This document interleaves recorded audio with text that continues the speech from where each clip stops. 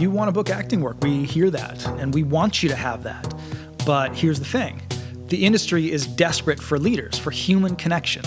And that's what it really wants, even if it doesn't feel like that. And that's how you book work.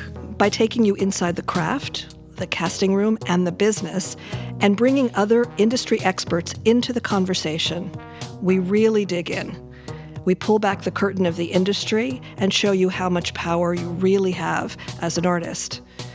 By bringing your humanity to the work and the industry, you become an artistic leader, the kind of actor who books work. Nothing excites us more than seeing you express your unique artistic voice in the work and humanize the business. And have all the tools you need to be a championship-level working actor at this very time in an industry that needs your voice and your leadership.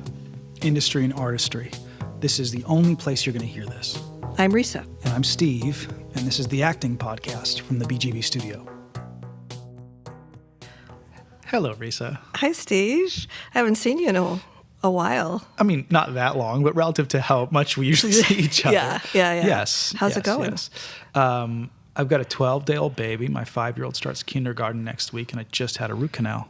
Wow, that's a lot. And are you sleeping? Well, but what's interesting, though, is like my face is still numb a little bit. Like half an hour ago, I was in the chair, a root canal. And it's one of those moments when you can probably decide, you ask me how I'm doing, how's it going? Yeah. I can decide, I could pick one. You know what I mean? I have 2 healthy kids, like things are pretty good, you know? So I'm going with that for now. But these notions of self-care, I think, come in to play now more than ever, which is important. How are you? I'm okay. I'm actually happy. Okay. I taught your class last night. You did? I Yeah, did. I I loved that. it. I loved it. It's a good group, these people. It's a really good group. Yeah. I'm moved by it, like even right now. Yeah. You know, they are so willing to just dive into the work unapologetically, fiercely, which is so great. And when I see that happen, which I experience often with my classes as well, my ongoing classes, is it just reminds me of how important it is for us to dive into our lives the way you're in the midst of, and to our work, to our journeys, you know, and if you don't do that, then you're missing out and you're cheating yourself. So when you're talking about you choose to have this experience because you could do that or you could complain about it, you know, it's the same thing for actors, and it's the same thing for the way we live our lives as artists and professionals and humans. Yeah, that group is quite talented, and moreover, they have leaned hard into a community. They've created a community amongst themselves here at the studio, and I think both of those things allow them to, in the same way that in so many ways I was able to leap high as a result of being married to my wife. Like once I had that like solid footing down, I feel like I could do anything. Really? I've never heard that. No, that's so that's interesting. True. But this group has a firm community that they come back to consistently, and I think from that foundation, they jump even higher, which is really cool. And this sort of leads us to what we want to talk about today. And as much as actors come to us all the time, and they're looking for like, what's the path? What's the way to get from A to Z? And Z being the magical summit of success. Right, that exact place. It's an interesting place, that place. Yeah. And it might just be a fantasy. Or it may exist right here, right now. You can sort of make it what you'd like, I suspect. But we hear so many actors wanting that, while at the same time we see actors who one would consider successful, and they're also struggling. They're also looking for that place. So the question is, what is the path? And there is no path. There is your path. You read the biographies and think that, oh, this is the A to Z, these 5 steps or whatever, but they don't really exist. Or if they exist, they took 30 years to get there. And they're unique to that person. That's right. So we want to offer our stories and all of this in the context of that. And in the interest of chipping away at these solid structures of this is the path that you take, which does not exist. Because you and I have been in the business for a long time, seen a lot, tasted success, been kicked in the teeth, come back, tasted success again, and having done that a few times, seen the highs and the lows of it, so we can step back and see it for what it is. Yeah. And so let's jump into that and offer our stories in that context, the story of how you got here, how I got here, how we got here together, and how we created this studio so that other people could thrive.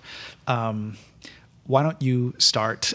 This is hard for us. Let's say that too, right? Because people have asked us to tell these stories sometimes, and it's hard because I think we like to not be in that vulnerable place too, of offering, hey, here's where we failed a bunch of times. But we need to. I think Absolutely. we ask actors to be vulnerable all the time. Sure. And so we need to be willing to do that. And I'm willing to do that. I just don't want it to be about me.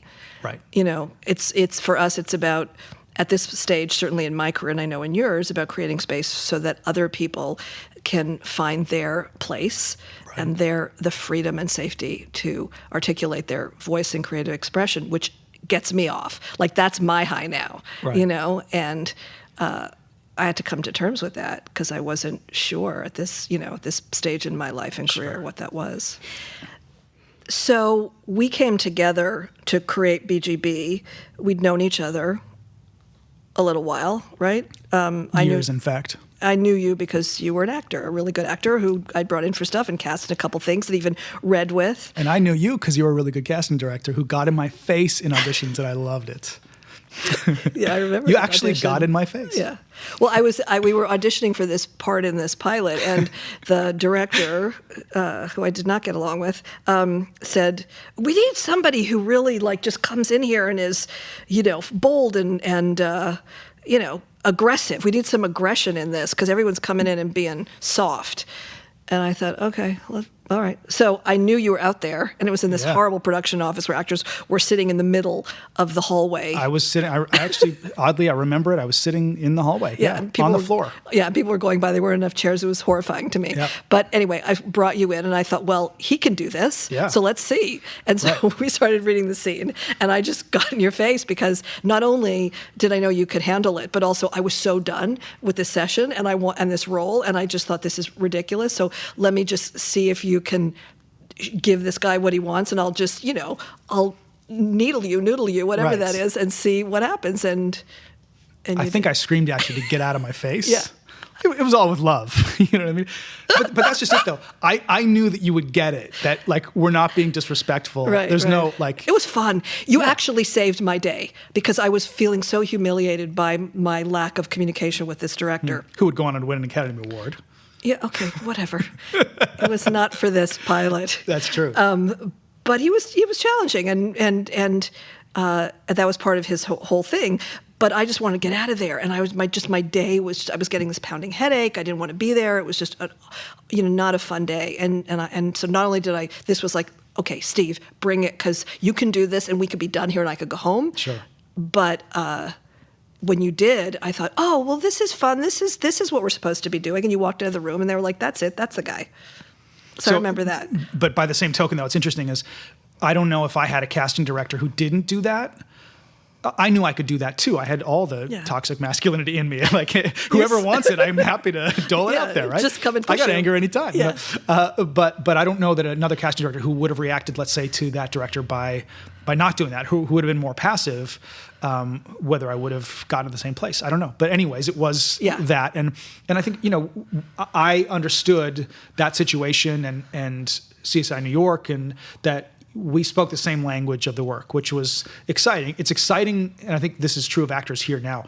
It's exciting to know that someone who's on the other side, so to speak, speaks that language. It gives us hope, I think, that there's someone on our team who's spying for us in there. You know what I mean? Yeah. And by the way, if they're not, you can teach them because they just don't have the tools. Right. So for you guys listening, don't assume that if somebody doesn't get in your face and act with you, which I don't do anymore. I have actors do it who come in and are readers who are much better than I ever was. but don't assume that you can't take control of that story, that Sure. scene, that room. And so then So I did many this- years later, yeah. as the bitterness of my acting career set in, which by the way wasn't awful. I wanted more and I wasn't getting it. Yeah, And that's the yeah, thing, right? Like yeah. even people who are used to booking roles all the time, you test 5 times in a week, which like, for most people that would be, oh my God, that's amazing. But if you don't get 4 of them, you're pissed off. Like, oh, why the industry doesn't see me? I want more, Yeah. That's the way it is. So there's always a bigger fish. So I did this weird thing. I started this anonymously authored blog describing my frustrations with the industry. So I was going out a lot. It was during pilot season, and I would blog about my experiences, about this director who pulled out a cell phone in the middle of my thing, or hey, the parking for this audition is not great, so make sure you park over there, or all these little tips. And people started liking it. And the interesting thing about pilot season is there are all these pilots. Like if you type in, Handmaid's Tale right now, a billion things will come up on Google. But when that was in a pilot phase and no one knew what it was, I could, talk about these things and people could search it and find it pretty easily. And that was long before the internet got this huge. Right. Yeah. Yes. Yeah. So I was doing that, and it was catching on, and I went to a workshop that you had, basically where you were talking about your experience as a casting director, which was so amazing to me to hear about what was going on the other side. And I blogged about that, again, anonymously. Mm-hmm. And again, we knew each other, but you reached out and said, who is this? Well, I really was taken with this blog, and I didn't know who it was, so I kept sending this blog email saying, "Who are you? I love your voice." And the person behind the curtain, being Right. you, which I didn't know, would not reveal himself. That's right. And so, which was so weird, but I don't know, it was just... No, but you were saying provocative stuff. Really, like directors would be emailing me saying like, you have to take this down. This is not fair. I had a call. I didn't end. Yeah. I'm like, dude, I'm not trying to be fair and balanced. You did this. Yeah. And it was some sort of like weird vigilante thing on behalf of actors who were being disrespected and like left out to wait for 2 hours while they went for lunch. Like, screw you guys. I'm going to talk about it. Yeah. Blah, blah, blah. But so then I interviewed you on the blog as well, and then eventually revealed myself, and we just started talking, and I was doing a little bit of teaching at the time, and you had done some also, and we decided that the language that we spoke and our interest in helping actors and our methods and care for actors were aligned enough that we wanted to do a workshop. And so your daughter was interested in acting, and so we decided just for fun to do this teen workshop for your daughter and people like her. Yeah. And it went well. And, and we spoke the same language. We co-taught in a class. Right. And I remember after we had coffee one time at the M Cafe, I remember driving home, and I only lived a minute and a half away. But I got in my car and I called Renee, called my husband, and I said, I think I found a partner. I found someone who speaks my language. And it was at a time when I was actually feeling somewhat lost myself. I was teaching these master classes all over the country, the world. I was going back and forth to Toronto to do stuff at the Film Center, the Canadian Film Center. And I was, creating, I'll do a workshop in Chicago. And I would sit there and do this myself and get on a plane and go and, make sure I had a TV. And it was all very sort of... pick up and go kind of thing. And I just was feeling really disconnected from things. Doing a little casting, had directed a film in Toronto that did not go well. That was really a challenge. I was really not at the bottom, but I just was feeling a disconnect and a need, again, like I need to find partnership, collaboration, community, and a place where I can be creative with other people. And so I remember that moment thinking, oh, maybe this guy gets it. And so we did the teen workshop, and we brought Will in, and it went well. And we said, hey, let's do a class, right? We decided, we did a class there. What was it? It was called Auditioning the Right Way. Yeah, right. And I forget exactly. There were a few different classes that we started with at the same time, but and then in short order, 2 classes led to 6, and 6 to 12, and 12 to 18, and 18 and this to new 20, space, and then moving into this new space, which has been really interesting. The interesting thing for me in it, and again, I think this is something to think about for everyone, is that there are 3 entities here in a lot of ways. There's you, there's me, and then there's the studio. And the studio has a beautiful life of its own as people use this space to write and to rehearse and to do all sorts of interesting things. And so much of the creative beauty of it is allowing the studio to be what it can. And what it wants to be. Right. Yeah. Which is so exciting. Yeah. And having all this space here, this wonderful space in our new warehouse, although it's been a year since almost a year since we've been here. We were in construction a year ago this week. But this space has allowed us and all of our teachers and our actors to feel like they have a home where they could do whatever it is they want to do, aside from come to class. And we're constantly evolving, which is the neat thing. It's exhausting, but we're constantly evolving. We see needs in the industry, needs for folks who have been historically excluded from the industry, needs as they relate to the technology, which is changing. Self-tape, the need for actors to also know how to write and shoot and direct, to be creators. And so we have this beautiful canvas on which we can allow for all of that, which is really exciting. Yeah.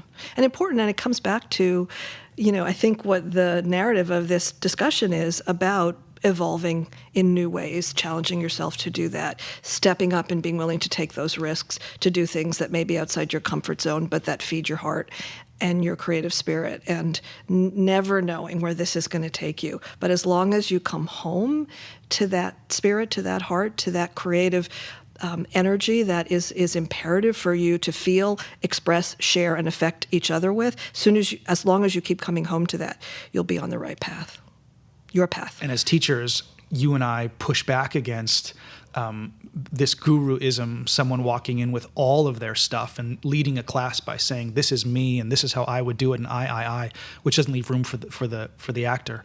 So you and I create space. We find moments to speak. Well, let me ask you. I'm just going to throw this to you based on that. Is what brought you to that notion? Like, how are you? Did you just turn this around on me? Oh my goodness, you did. No, I'm just detouring.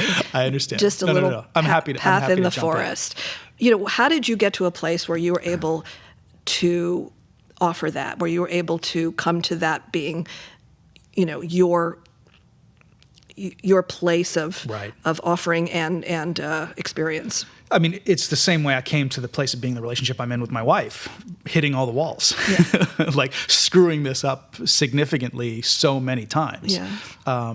And so I think from a very young age, I was taught to dominate spaces and to walk into a room and to exert myself and to say, this is what I want, and elements of privilege and all of that. And as I approached an acting career in my late teens, early 20s, that was validated, that I could offer some anger, or I could be funny, or offer some sort of charisma or whatever I had, not necessarily from a place of thoughtfulness or mindfulness or craft, but of, he's bold, and if the look worked, then maybe it would work and I'd book some jobs. And so what I found when I started taking a lot of classes, and also this was true of teachers in various disciplines, music or martial arts or whatever, that there was this hierarchy of a person on top, this figure who was the lead of this organization. And that person had access to the objective truth. I did not. And so I would give that person my power. That person would tell me what was right or wrong. I would do that thing and check the list, and then I'd get the next belt or whatever else and make my way through elements of the Western education system generally, perhaps. And then that stopped working for me. Being in that dominant position or being dominated by someone stopped working for me, because I realized that I kept hitting certain limitations that would prevent me from going deeper, because someone else was creating a structure, someone else was creating the metric. And so it wasn't till I really moved away from martial arts to meditation and to Buddhist mindfulness that I saw a different way that one could teach and lead. How old were you around? When did that happen? I think I was maybe 27 or so, 28. And that's a guess. I'm not 100% sure. It sort of happened over time. And the truth is, I trained martial arts for 13 years, and starting in 1995. And that involved meditation. But it wasn't meditation for the purposes of peace. It was meditation for the purposes of being tougher and more powerful or whatever. And so So after 13 years of training that, the next 11 years were spent with, various Buddhist monks who would teach in a different way. And the notion is that you create space for the student. You don't tell them what to do or where to go. And I applied that in as much as there's a lot of ego in teachers. And we even see that in ourselves and have to check it in ourselves. More on that in a second. But what I found with the actors that I was working with is that when I spoke less, but found the right moments to ask questions, to guide them to a place of finding their own resistance and facing their own resistance, that created more growth in them. They did better. They felt like they had to fill that space. Rather than come in and dominate the space and tell people when and where they would come up and what they were doing right or wrong, I would ask them what their experience was pretty consistently. Now that gets challenging because certain people are saying, well, but I want you to tell me. I need outside eyes. Appreciate that. And we can offer that sometimes. For me, what's so much more important, particularly in the industry that we're in, where everyone's going to tell you their version of what the truth is, and the truth doesn't exist because it's art. You and I know this because, incredible people in the industry that we know are still guessing and still screwing it up, right? They're still like, oh, I thought that would be a big hit. Turns out it wasn't. So people look to us. So how was that? Did I do that right or wrong? People are bringing their old trauma from old teachers or parents or whatever and projecting it on us. And our goal, our job, as I see it, is to maintain that space, to be completely present with them so that when no matter what they do up there, they turn to us. We're still there. So they're not going to get that shame or that disconnection of you did a bad job, so go away, or whatever, the praise blame stuff. But at the same time, in that presence is what came up for you. How did you feel about that? When you dropped that line, what was the reason for that?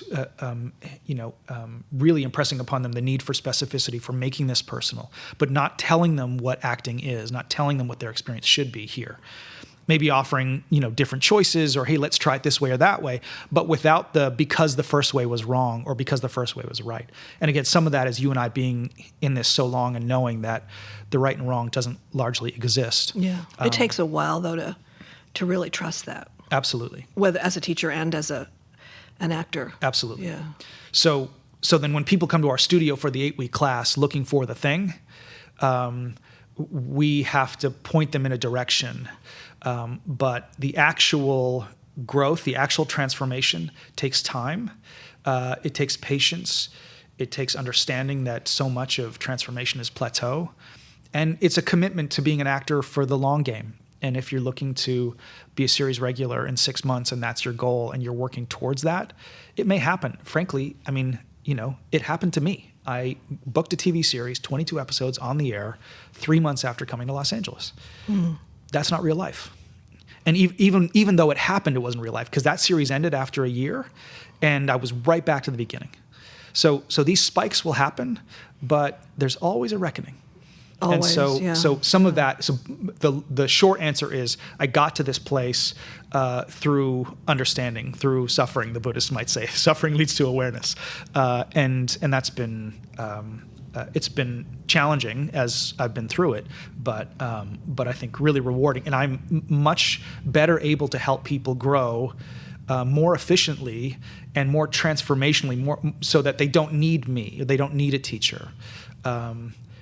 To me, the way that a master lets go of a disciple, that a teacher lets go of a student, says everything about that teacher. Yeah. When that student's ready to move on to something else, if it was about ego, then that master says, no, you can't leave, or how could you do this to me? You're creating you were dependency. filling me up, or paying my mortgage or whatever.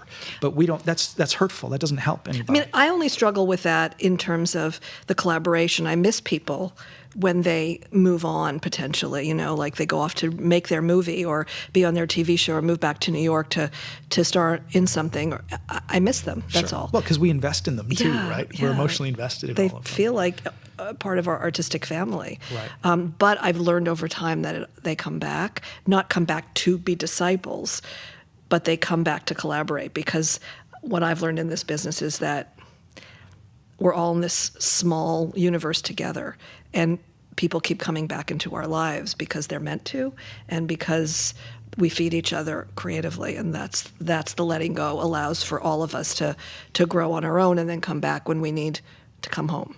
How did you learn all that? I'm still learning it. I don't know any of it, really.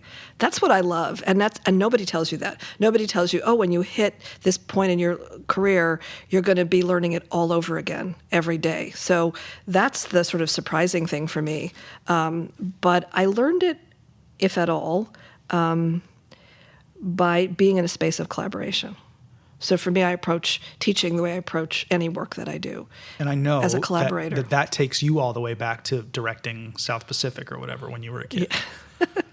Yeah, South Pacific. I just James Liptoned you. Yeah. That's funny. Yeah, but that's what I think for me, that when I was 16 and I directed the high school play, because they were going to cancel it otherwise, and I marched into the principal's office, Dr. DeGroot, and I said, "You can't cancel the play." And he said, "We need a director." And I said, "I'll do it." That's and he so said, Risa "What are Raymond you, Garcia. crazy?" Like, that is you. What do you mean? That's you. Okay. Because you're not going to accept the authority telling you that you can't do something, and then you like suit up and take care of business. And by the way, now I'm going to direct to you too. I mean, that's like. Well, I wasn't still being defiant. I was trying to save the musical. Sure. You know, it was like somebody had to save the musical, and so I was challenged to do that. He said, "Well, you need to find a teacher." He didn't say no. Well, he first said no, and then he said, I went back and I said, "What will it take?" And he said, "You have to find a mentor," and I did. A teacher, Mr. Smith, who was the mentor to us and just basically left us alone and said, "Come, tell me if you have any problems." And so by doing that, though, my life changed because I realized, oh, the only way to do this, to do the work, to be an artist, which is what was in my heart, and also to not feel alone as a teenager, was to create a community. And if nobody was going to offer me a community, I was going to create it. Again, not for ego, but just like, hey, kids, let's put on a show. And suddenly the most amazing people showed up. People I knew, people I didn't know, people who are still in my life today. And so that's how that started. And then that became the way I did everything. And that's what this place is for me, you know, a place to collaborate, a place to also to, again, as I said, as I've gotten older, I've realized that it's so exciting to be able to support other people on their journeys. Yeah, no doubt. And you know, what's interesting, you're talking about what you did when you were 16, and it hasn't changed. We did at that all. 7-8 years ago with the studio. Yeah, and it's the same damn thing. Yeah. That when you and I, because similarly, I need a team. I'm not a just solo player. It just doesn't work for me. I much prefer to collaborate. And so that's what we created. We didn't feel that in the industry. You and I were talking quite a bit around that time. You were casting various things, and I was acting in various things, and there was something missing. There was a piece missing for us, and then we created it, which is super exciting. And I'm proud of that. That's what we tell actors to do. And the result has been incredible, right? That we have this place that has a ripple effect for people and can fill people up artistically. And all you have to do is get to that point of, this doesn't work for me anymore, let's do something. You have to walk into the principal's office and say, fuck this. No one else is doing it, I'm going to do it then. Yeah. And it works, and it works every time. It does, you know, but you have to be brave enough to take action even when you're terrified. You have to want it badly enough, and you have to hit a wall, you know, hard enough that you say, this isn't working for me. I need something else, and to know what that something else is. You know, I assume for everybody, a sense of collaboration and community and a tribe of people to walk shoulder to shoulder with and explore with and all that is vital. But I don't think everybody knows that about themselves. And there are some people actors especially, who feel isolated and have never had that experience. But if you start to look around and realize that you can't really do this by yourself. I think there's an acceptance when actors come here, especially, that you will do this on your own. Like that's normal, you know, that sure, I maybe came from a theater school or whatever else, but now this is the real world. And so now it's just me, you know, the single soldier fighting up this system to try to swim upstream and get mine. And there's something that's so twisted about that, and it just doesn't make any sense, and it's hurtful, and it just doesn't have to be that way. But we're in a competitive industry. There are award shows where people compete against each other, that you go into auditions and you sit in a room and you realize you're competing against all these people. And so you believe that you're small, that there are people who, as you said, have some truth that you don't know, and that someone needs to decide that you're worthy. And it's isolating. Sure. You know, what's interesting, I have just come from 9 months or so, arguably better part of a year, all the same with my wife going through the medical system, you know, and the birth of our daughter. And you think of the acting industry as a system, and it's designed not for the comfort and joy of the individual. And so I think about that actor who is facing, you know, at the base of this massive mountain, this system, and how she navigates that with some sort of ease, which includes self-care, et cetera. But really, you do have to take the frequency that's being emitted from that system with all of the grains of salt and always ask yourself, does this work for me? Because it's not designed to care for you. It's not designed to make sure that your artistry is long-lasting and that you don't get bitter, et cetera, et cetera. It's there to process people and to pit one against the other and create competition and to satisfy shareholders and et cetera, et cetera. So that's fine. Like, that's its purpose. But I really think that it's so important for every actor to take time away from the pursuit to ask themselves, what do I need? All that stuff that I had in theater school back in my hometown, you may need to bring that with you on some level. Create it anew here so that you have a community, so that you know where the grocery store is that, you know, fills you up with good foods. All like the basic stuff is taken care of, so that you can then go back to the system and make your way through it. It can't be all within the system. You can't exist within the classic industrial model of this industry, or else you will die or have significant mental health issues. Yeah. So it'll be that back and forth. Yeah. But there's a moment when the agent says, okay, do this, or the casting director says, do this, or whatever, when you have to stop and think and go, is that of me? And even if you do it, know that you're doing it and it's not of you. Like, have the awareness of yourself as opposed to the system. That's so important, I think. Right, and bring in that collaborative spirit. So if a casting director, or an agent, or executive, or even a friend gives you some advice or gives you a direction or tells you to do something, if you can receive it in terms of, we're equals here, right? This person is not more important or more knowing than I am. They're figuring this out just like I am. Really, really know that. Then you're showing up at the table in a different spirit. You're not showing up waiting for somebody to tell you what to do. Right. You know, and that's been challenging for people, because you believe that, well, they must know, they have those jobs, but they're all just trying to survive. And for you to enter into that space, again, we talk about this as an artistic leader, meaning you bring forth your own needs and clarity, not neediness, but your own sense of self and your own understanding of, this is the work we're doing together. Then you start to actually redefine what it means to be in business with people. So much of the work that we do at the studio, and it comes up in the training, it comes up in the self-care and the coaching and all of it, is helping individuals find space within the system for their talent, which is so hard. You know, art is subjective, there's no question. Yeah. But we're moved by many of the same things. And this is an understanding that I think a lot of actors don't have, that ultimately casting directors and actors want the same thing. Everybody wants the same thing, yeah. And it doesn't have to be this weird comparative, like it's them over there and us over here. I mean, I remember, particularly towards the end of my acting career, really feeling at odds with casting directors. Like that there was just this animosity because they were the ones who were gonna let me in or not. And if they didn't, then it's your fault. And what do I have to do here? You know, like that sort of Did that come from bitterness. experiences you had, or just because you were hitting walls and not getting cast, or All of that. All of that. All of that. Okay. And you know, every actor knows that there is quite a good deal of disrespect. And it's not even disrespect, it's disinterest, because they're focused on processing the casting session. And that they left you out in the waiting room for 45 minutes isn't necessarily personal. they need to do a better job at that. And I know you are militant about scheduling and making sure that that doesn't happen. But you're the anomaly. And I know that having been in those rooms. You make room for actors. You want them to thrive. Yeah. You provide good readers, et cetera. That is not the rule by any means. So, but that's okay. Like that, but I took it all personally. And I took it personally because I was investing on an emotional level in the material. I took my time to do this. And the shift that I didn't make, and if I had a studio like this when I was pursuing an acting career, I'd probably still be an actor. Really? Was I couldn't make the shift to find the joy in it, to do it for its own sake, because it became business for me.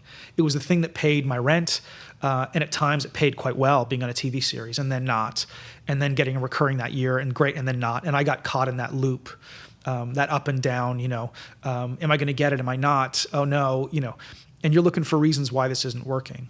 And is that why you stopped?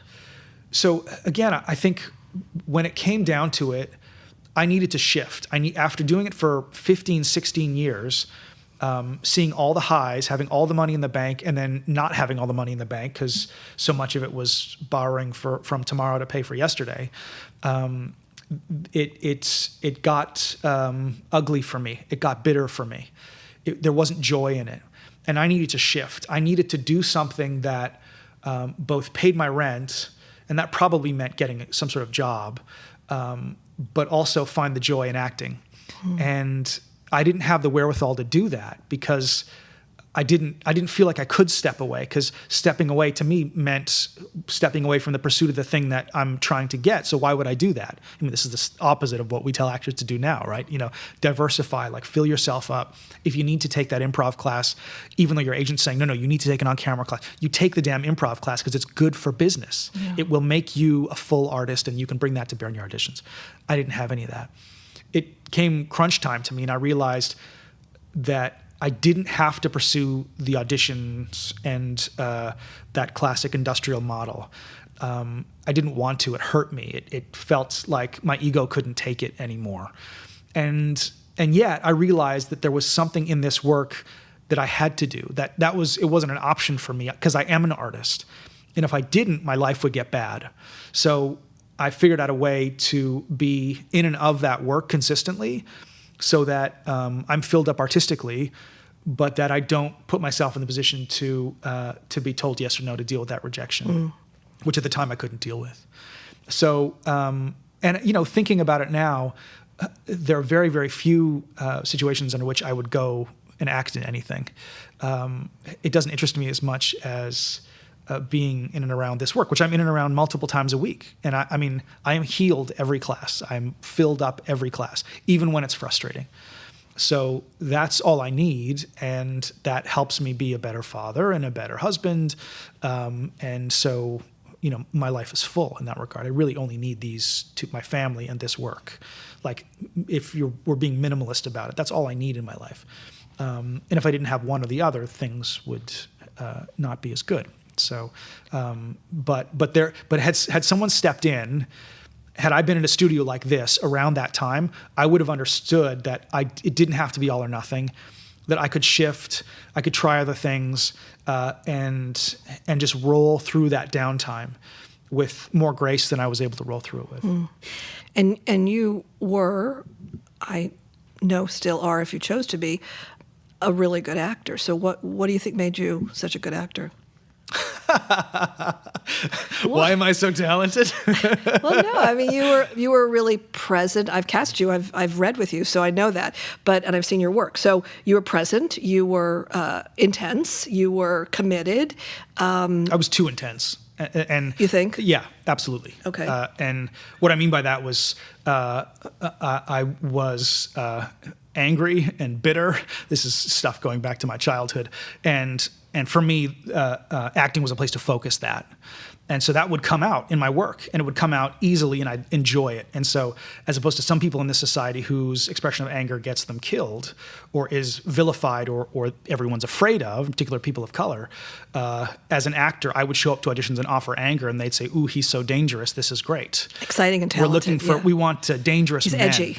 I heard that all the time, But there wasn't a lot of peace in my life. So I couldn't, have some sort of breezy conversation. I mean, I did book a sitcom, but under certain circumstances it would work. Under others, it would not. So I'm not going to answer the question of why I was a good actor. I feel really deeply. I'm hypersensitive, and that's all I know.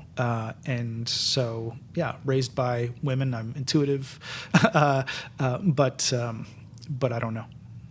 Well, I think also in any of that felt so gross. No, that was and all of no, I love that though, because in all of that anger and all of that maybe aggression. No, I mean just me talking about like why I am or am not talented as an actor. No, I understand that, which I don't do anymore. But I think it's important that actors remember, because we struggle with this all the time and we see it constantly, that offering yourself, offering your vulnerability, offering all the different parts of yourself, even the ones that may not be beautiful and smooth, is what can be exciting. Sure, yeah, we like that angry guy, because it's dangerous and edgy, and we really need that. And maybe that's limiting, but it's still underneath it. I remember it showed a certain amount of humanity and vulnerability, and I think that you carry that with you always. Why are you a great director? We'll come back to that in a minute. We're going to break is even for happening? a commercial. No, we're going to break and answer a question on some of this topic right now.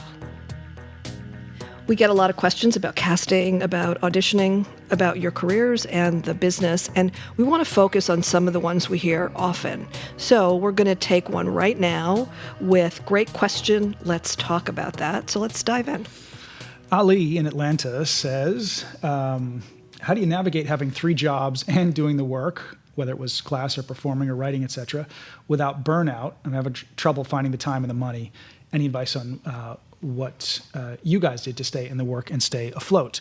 It's an interesting question. And like so much of this, I think, is prioritizing, planning, organizational, right? Like really pulling out the 7-day calendar, asking yourself, what do I value? What do I want?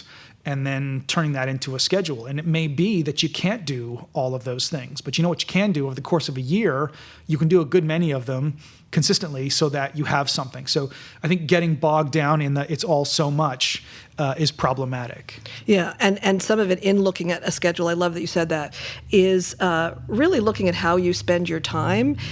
People say that I don't have any discipline, and I believe that you have lots of discipline in how many hours you might spend on Netflix, or discipline in how much time you're scrolling on Instagram. So what if you spent a little less time on Netflix and actually said, my discipline is going to be 2 hours on Netflix instead of 4, or I'm not going to be on Instagram for 3 days, just because you're just get lost in that. It's understandable why you go there, but what if you actually created a discipline, different discipline, and a schedule, and gave yourself just a little bit of time. You don't have to do it all. You don't have to think of, I have to make my feature film next week. What if you just said, I'm going to write for half an hour every day, and you carved out some time to do that, or something that you feel is going to fill your tank creatively? We deal with this a lot in our coaching. It's turning the dream and the intentions into action. What is the practical expression of your dream, of your desire? And that looks, like I said, a lot like having to prioritize and put some things on hold, but just on hold. And that gets tough, right? Because like you've got all these wonderful babies, but you got to pick one.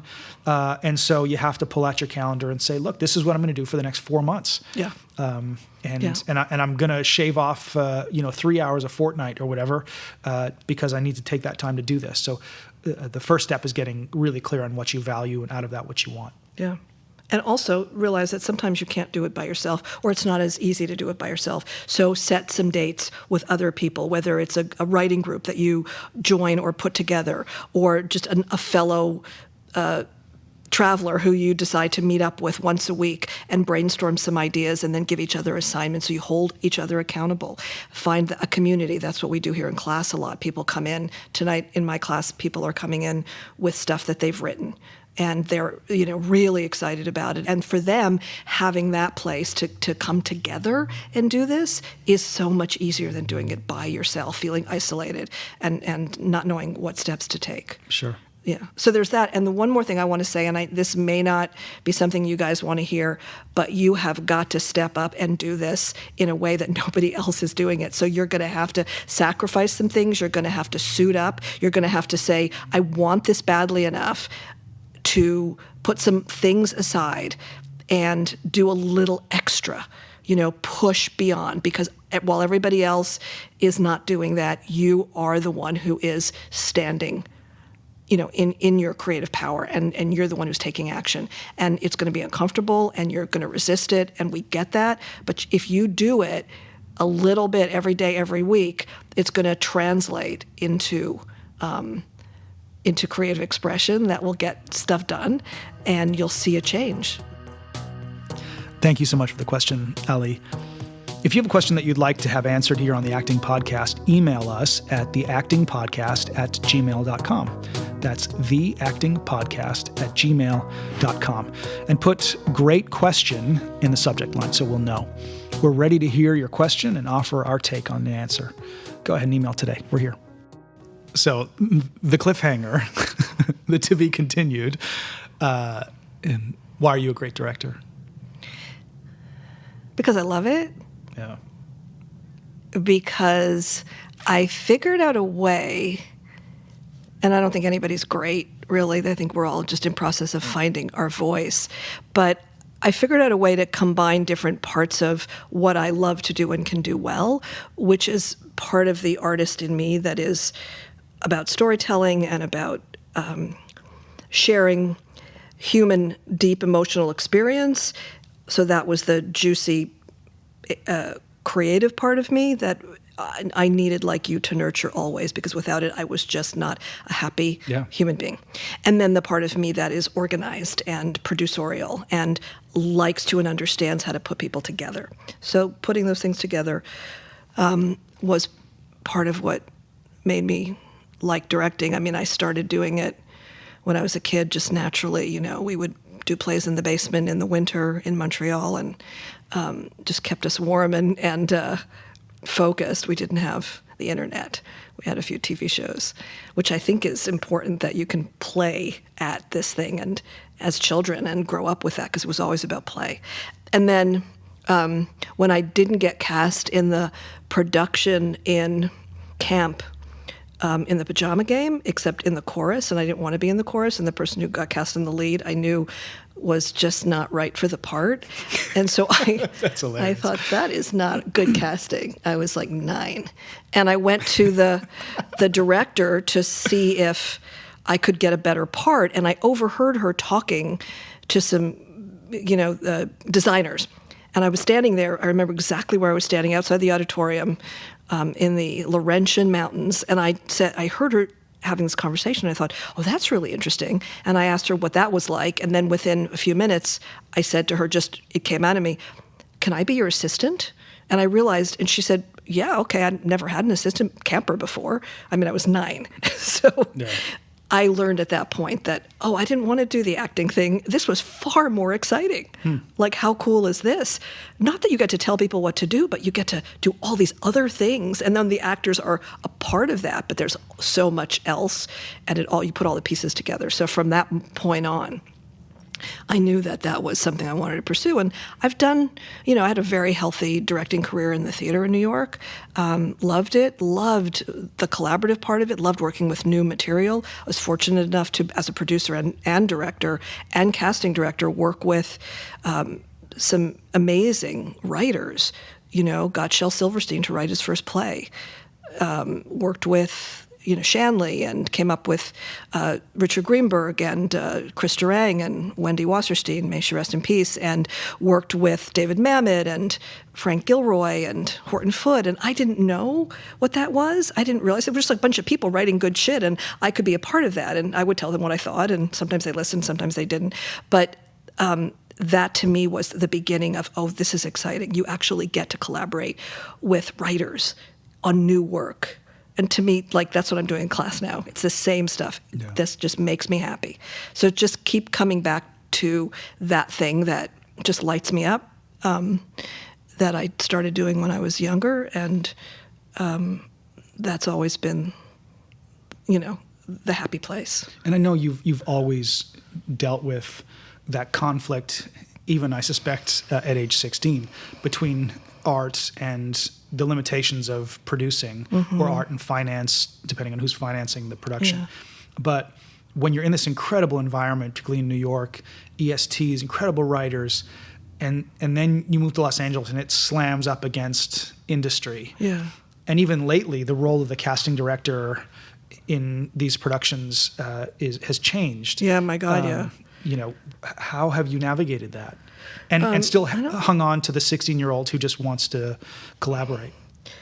I don't know. I don't know that I've done it that well, you know? I mean, I was lucky enough as a casting director to start working in movies with some amazing directors and to be able to, again, bring that spirit of collaboration in. Some of them were not quite that collaborative. They didn't want to hear what I had to say.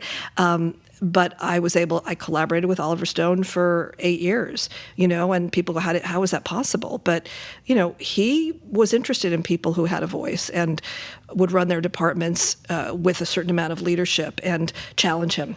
And so that was always fun and important for me to be able to do so. And those people were nurturing. Adrian Lyne on Fatal Attraction let me be on set and let me learn, you know, how to. I mean, I watched him work, which was amazing. I was right there while he just made this thing happen, and I was astonished by it. And so that was, I mean, these people were mentors to me, and that was great. And I would be on set with Oliver's movies and ask Bob Richardson, who was his DP, who's one of the most amazing cinematographers around, questions, and he would answer them, and I would learn from that. So, you know, for me, it's always been about that part of it. So for me, casting, when I was able to do that as well, was really fun and exciting. And I think we had voices as casting directors before, more so. I mean, I know people still do, but I know working in television now in this day and age, when so much is done on tape and you're basically sometimes functioning as a computer, you know, you're just putting out stuff. There's not the same kind of collaboration or even, dare I say, respect for what you have to offer. So I still try to find that, you know, and I was lucky enough 4 years on Masters of Sex with those people to be in a situation where my voice was heard. And it's not about me. It's just that I have something to offer. So if I'm not going to be able to offer it, then I am just functioning, you know, as a secretary or a computer, or, you know, it's not useful. I just want to be able to be of use, of service to the storytelling. That's all that matters to me. And if I can do that as a casting director, as a director, as a collaborator, as a teacher, then I'm being useful at my highest level. Sure. And if I can't do that, then it's fine. Sometimes you have to make a living and you do what you have to do. Right. But it's been a struggle, you know. And I just want for young casting directors who are coming up to come back to the fact that they really are artists. And I believe that very soon there will be an Academy Award for casting, now that David Rubin is the head of the Academy, which is really cool.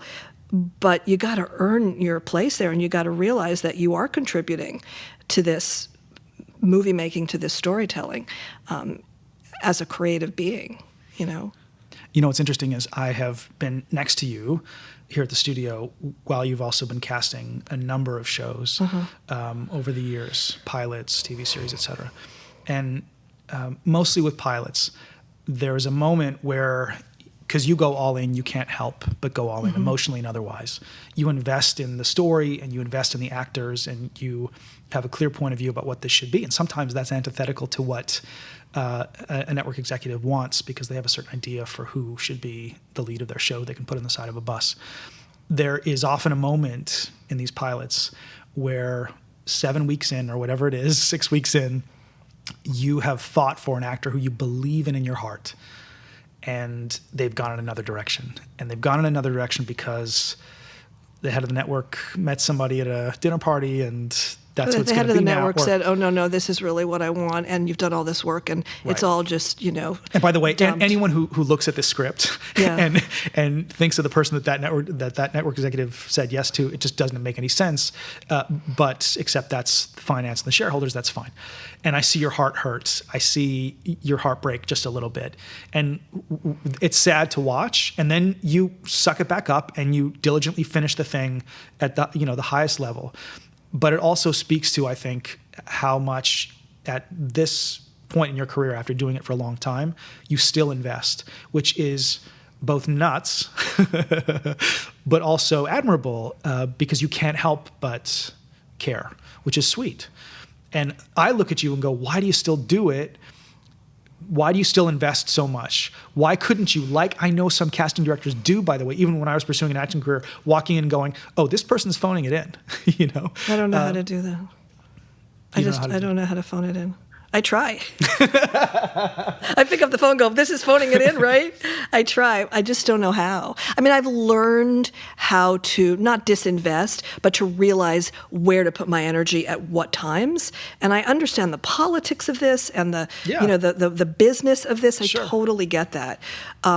But sometimes people don't get that, and so they don't get the other part. So it can get challenging. So I've learned how to balance it, but pilots are crazy. They're like talking about giving birth. They're like giving birth to this thing creatively that is really, really a tough road, and so because there's just so much at stake for no apparent reason. But when you say that, it's I just keep coming back to actors who we know, a lot of actors, brilliantly talented actors, who get really discouraged and they don't feel like they're seen. They don't have a place at the table. They may not have representation. They don't get in rooms enough. And their heart breaks all the time, and so they protect themselves from that, by disappearing, right? Which is understandable. That's what I did. Yeah, but yeah. To some extent, yeah, you hit it, but you hit a point where you knew you needed to do something else. But I think they sit there in that limbo, in that purgatory of shame and not valuing themselves, and so I know from my life and leading up to now that what you have to do to pull yourself up and keep coming back to what you love and finding that somewhere. Because then I just go back to, okay, that hurt too much. That broke my heart too much. That was just too fucking hard. Yeah. And now I'm going to dive back into this, exciting and satisfying creative pool of work, collaboration, teaching. To me, I just keep coming back home to that, and it satisfies me, and it just soothes the heartbreak and also reminds me what's really important. Because also, I can't do the other stuff unless this tank is full. And that is some of the most meaningful work that I see happen here at the studio, that when actors have hit those walls, and indeed they'll hit them again and again and again, if they're in the work with us here, we have the ability to help them navigate that rocky place to get to a place of that's calmer for them. And sometimes that looks like guiding them through the writing and shooting of their own material. Sometimes it looks like them growing their craft in new and interesting ways because we're pushing them to go to new places. And sometimes it looks like them staying in this very room that we're in for 3 years, coming back to the work every single week, and then something shifts and they book a TV series. Like, I'm thinking of 3 or 4 actors who come to us in between TV series, and that's when I feel like, oh yeah, that is the purpose of this place, to be not only the foundation, but that cushion. Once the agent has said this, that, or the other thing to you, and you feel like you got knives stuck in your chest, you walk in here and come back to the work and remind yourself of the 16-year-olds who marched into the principal's office because you wanted this so much. Yeah, and to find your happy place. Right. I mean, if you're not doing this because you're satisfying that, because you love this, because it rises you up as a human being, as an artist, as a part of a community. I mean, if it teaches you, grows you, challenges you, if that's not happening, then you've got to find a place where it is. Who knows what that is? We've seen actors here also become producers, become filmmakers, find it in photography, become writers, from having been actors. Find it in so many other ways. Find it in family. Find it in other ways of expressing themselves creatively. But if you're not doing that, you got to take a look at that and say, what part of this is missing? What am I not getting out of this, and how am I going to get that? And so hopefully we can provide that for people here, but also just to keep reminding all of you listening to this that we've struggled through it. We still struggle. I certainly struggle with this daily, finding that balance. and between commerce and art, between feeling left out and saying there's no left out, I'm making my own place. But I was listening to Ray Romano on a podcast recently, and he was talking about like all the ups and downs in his journey, and when it's exciting and satisfying, and all those dry periods. And if you don't create something out of that drought, right, then you're going to be in the drought forever. Sure. And I also think actors, as a tribe, I'm saying this with great love and respect, think they're supposed to be unhappy a lot. I don't know what that is. Right. But there's something about like not being satisfied, not being empowered. And so what is the thing that makes you happy? It's not really booking a co-star on a procedural TV show on network television. That's not the be-all, end-all. That's not the journey. I mean, it'd be a great stop on the journey, like a great meal, but it's not why you got into this thing, and it's not going to sustain you, So what is that thing that's going to keep you whole and sustain you for a long career? And by the way, you got to be in this for the long haul. That reminds me of when I was pursuing an acting career, and I would either feel when I was on a show like I owned the world, I was in the tax bracket and things are good and we're going to live, or alternatively, I am a loser. I can't book a job to save my life. And, Eckhart Tolle talks about the egoic identities, and I think actors can go back and forth, depending even on the week, right? Like, you get good feedback, I am the king of the world, and then you didn't get that thing, and you're a loser who'll never make it, you'll never amount to anything, all your friends are having babies and filling up their 401ks and you're nothing. So I think what's important is to not get lost in either of those, to understand where the ego starts spinning and crafting these tales of how great or how worthless you are, and do the work of being present, but also, again, coming back to this notion of, but what is this for? Why am I doing this? It's for the sake of the art itself, because it is transcendent and it is in me, like on a cellular level, it's in me. And I think that's what we offer here at the studio too, is that nobody is more important than the work. No one is bigger than the work. If you're serving it, then you're in the right place. Then the stars are aligned. And then the work serves you. That's right. Yeah. Because now, again, in the Taoist sense, now the game plays the player. Now you're in line with it all, right? You're just on the ride, as opposed to you trying to get control of it so that you can weaponize it and leverage it in your audition to get to that next level, quote unquote, which doesn't exist. And even if you're talking about like what's the competitive edge when you're in for that audition, you have to keep this stuff meaningful. It has to feel like a mission. Like it's a calling. You're called to do this. Yeah. And that's the thing that's going to transcend. Not that you wore the right outfit or that you did the right this, that, or the other thing, or the right quote unquote choice in the scene. It's that you show up with commitment and generosity and courage again and again and again and again. And that, brick by brick builds the foundation of a career over time. Because that kind of approach, this is really important. That kind of approach, you walk into an audition room or onto a self-tape and you do that kind of work and it will affect people. And that's all that anybody wants. They don't care about anything else other than to be affected by you and to know that their story is being told by somebody who can inhabit that world fully. And when they're affected by you, they go, oh, let's do that.